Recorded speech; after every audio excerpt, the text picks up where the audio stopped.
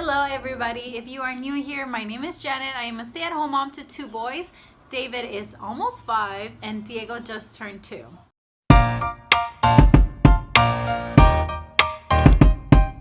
I've spoken about going in for an evaluation for Diego and his speech back when he was 18 months old, and at that time he was where a 12-month-old should be, but he did not qualify for speech therapy. He was considered a late talker, just a late bloomer, I guess. But after that evaluation, our insurance provided 2 different types of classes that I joined. One was just the speech and strategies to work on at home, and then another one was specifically on Playtime, and what you can do with your child during playtime to increase their vocabulary. Aside from that, I've also taken workshops. I've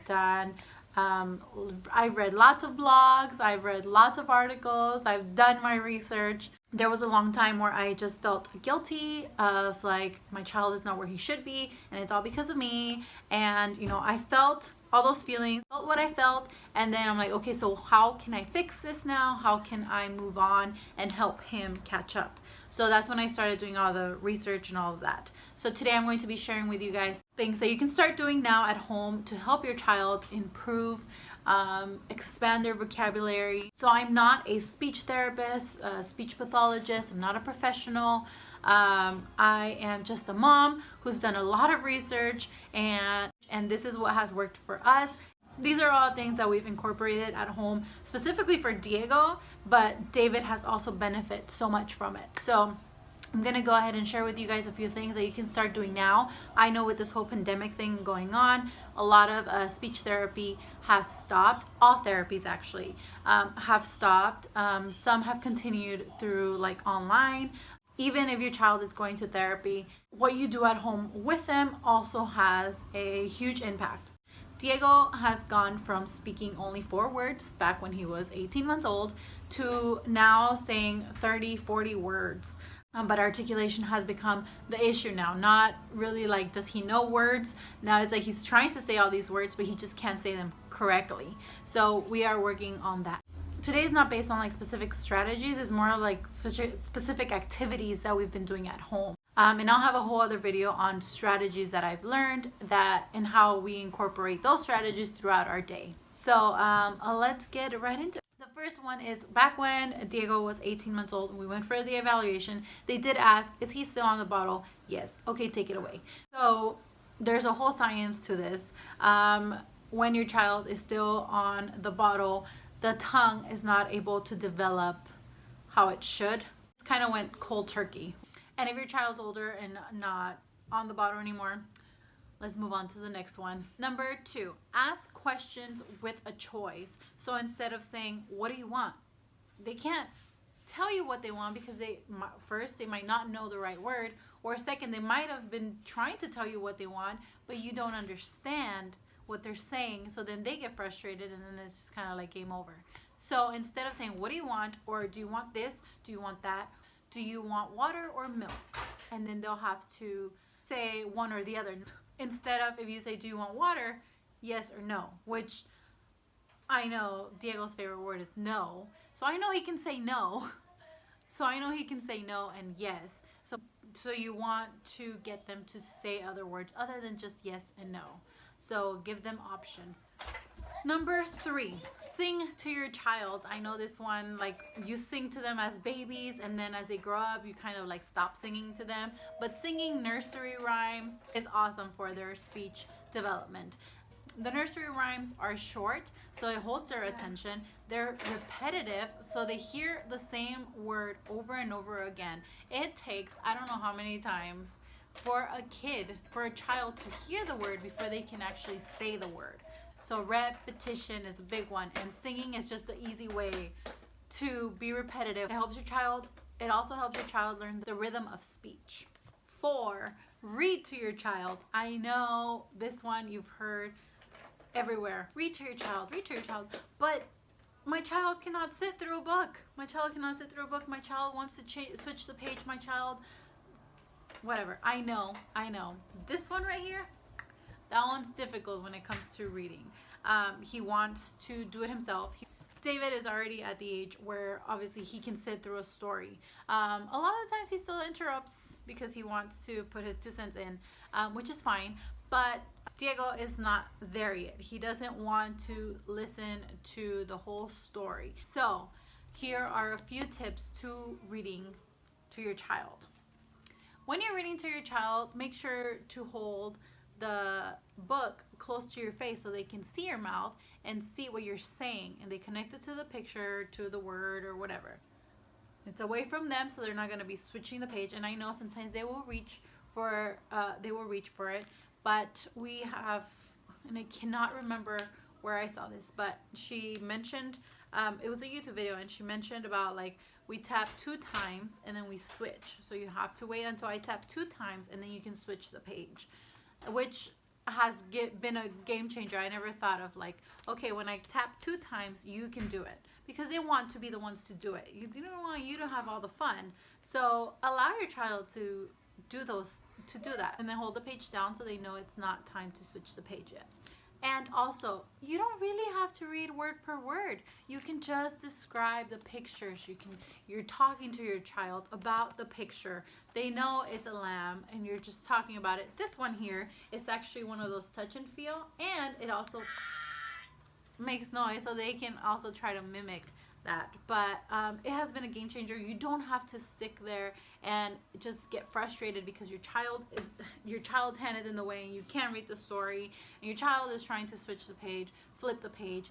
Just go ahead, make it about just talking to your child, not really about getting through the book and reading word per word. You can also do photo albums either on your phone or like book photo albums that you can hold, and you can flip through the page and talk about who's in the picture, what were they doing, where were you, are they happy, look at their smiles, their emotions, the emotions that they're showing in the picture, are they upset, are they happy, all of that. There's so much you can do with like pictures albums and just talking to your child, and the child gets excited because they know the person in the picture. So again, you can also just use your phone, go through the pictures on your phone, talk to your child about the pictures, the people in the pictures, where you were at, you were having a good time, all of that. Another one, pictures of things, animals, little things. We have been doing a lot of flashcards with Diego. Have him pick one out and it's like, oh, what is that? Okay. And then you can also work with sorting. So if you have a bunch of flashcards, some with animals, some with fruits, you can sort them. So, oh, all the animals go here, all the fruits go here, all the veggies go here, and so forth. There's so much you can do with flashcards. The next one is a big one. So TV. The TV. Oh, the TV.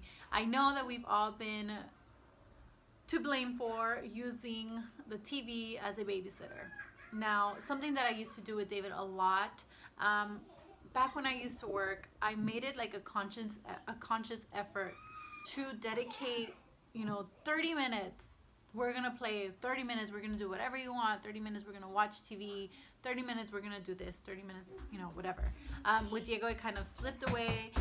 Hi, boys.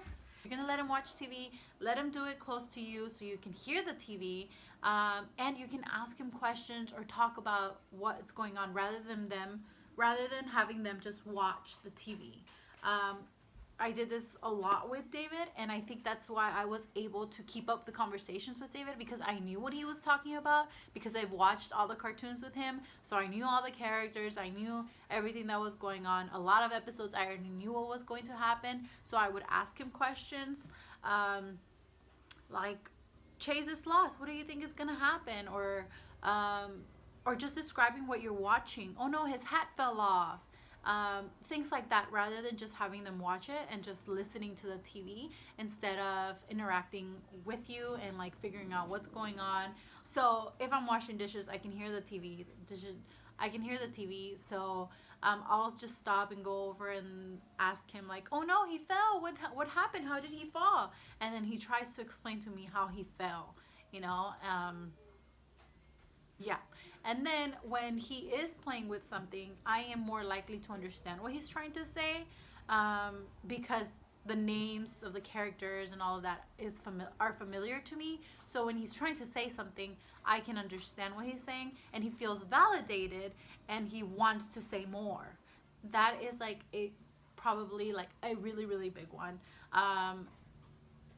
Let them watch TV, but get involved, ask them questions, describe what's happening on the TV, you know, all of that. So yeah. And then the last one, it is play with them. Obviously, playtime is like golden hour. Our favorite one right now have been board games and dramatic play. And I'll share with you our 2 favorite board games right now. But dramatic play is a huge one for us because Diego for his speech, and then also David for his behavioral therapy. We had been going to behavioral therapy for his like shyness, and this is something that I haven't spoken about, but David had been going to behavioral therapy, and I'll have a whole other video about that. But dramatic play has been a big one for us to kind of act out different situations and how to act, how to respond when something happens, something goes wrong, something that was unplanned happens. Instead of freaking out, how do we keep going? So that's a big one. Dramatic play, again, you can play school, you can play doctor, you can play restaurant, you can play mailman. So many options, so many ideas. The movie theater. So we went to the movie theater. I set up the house. I set up our living room like a movie theater. I had a concession stand. So David was running the concession stand, and Diego was helping. So they had a blast. We've done it a few times since then, and it's just a lot of fun. Now, the board games. So because my kids are younger, we have been sticking to these more friendly for the little ones rather than Monopoly. So we've been playing Zingo and also Count Your Chickens. So the Zingo one is kind of like bingo. It says bingo with a zing. So it's a little more competitive, and it has pictures instead of numbers and letters, so your child can match the picture that comes on here, the cards that are being dealt, and to the pictures that are on their card. And it is repetitive, so they're constantly hearing the same words, so they have a blast. And then we have Count Our Chickens. This one is all about cooperation and teamwork. So this one looks like this, and you roll the dice, you go around, and then you kind of like scoot the chickens over to the chicken coop over here, and you guys are working together as a team, bringing the chickens into the chicken coop. So that one is fun just for counting, taking turns, working together, and all that. So we have been loving these board games. We play Zingo almost every night after dinner. Yeah. So there's so much under this whole like speech therapy. Again, I have to catch you guys up on Diego and his speech and other strategies that we've been doing that you can incorporate throughout your whole day. Hope that you take a lot from this video. I know a few of you have been asking about Diego and his speech since I posted that video, and I do thank you guys so much for reaching out and asking about him. I just haven't had so much time to sit in front of the camera because we've been doing a lot of this at home, and also with this whole pandemic thing, we've got David doing preschool here at home, and then my husband has not stopped working, so he's still out there doing, so I have my hands full. So yeah, I hope that you guys take something away from this. Do not hesitate to ask questions.